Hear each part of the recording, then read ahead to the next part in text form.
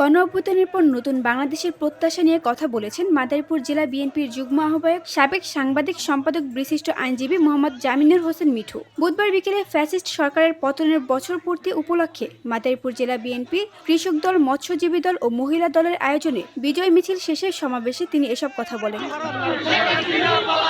তিনি বলেন, আমরা আশা করি সুশৃঙ্খল ও সমৃদ্ধতায় আমাদের দেশ হবে এমন এক আইডল যা দেখে পিছিয়ে পড়া দেশগুলো শিক্ষা নেবে, বাংলাদেশের দিকে অবাক বিস্ময়ে তাকাবে। আমাদের এই মাতৃভূমিতে একজন লোকও না খেয়ে থাকবে না, রাস্তার ধুলোয় মলিন দিন কাটবে না কোনো শিশুর, কেউ কাউকে ধোকা দেবে না, দেশের টাকা বিদেশে পাচার করবে না, অন্যর ক্ষতি করবে না, অন্যর দুঃখে ব্যথিত হবে, পাশে দাঁড়াবে সাহায্যের হাত বাড়িয়ে। তরুণদের জন্য হবে অপার সম্ভাবনাময়ী বাংলাদেশ। তরুণরাই যেন আমাদের টেনে নিয়ে যায় স্বপ্নের দেশে।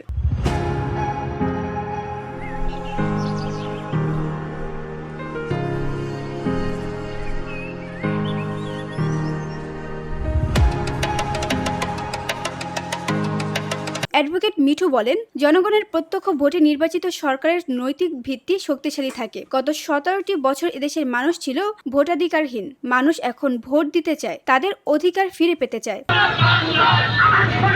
বিএনপির কেন্দ্রীয় নির্বাহী কমিটির সহ সাংগঠনিক সম্পাদক ও মাদারীপুর ৩ সংসদীয় আসনের বিএনপি মনোনয়ন প্রত্যাশী এমপি প্রার্থী খন্দকার মাশকুর রহমান মাসুকের দিক নির্দেশনায় এবং অ্যাডভোকেট মোহাম্মদ জামিনুর হোসেন মিঠুর নেতৃত্বে বিজয় মিছিল ও সমাবেশের আয়োজন করা হয়। সমাবেশে আরও উপস্থিত ছিলেন জেলা কৃষক দলের সদস্য সচিব মোহাম্মদ ওহিদুজ্জামান খান ওহিদ, যুগ্ম আহ্বায়ক মোহাম্মদ আবুল বাশার মাতব্বর, জেলা জাসাদের সভাপতি এহসানুল হক নীল সহ বিএনপির কেন্দ্রীয় নেতাকর্মী ও অসংখ্য সমর্থকরা।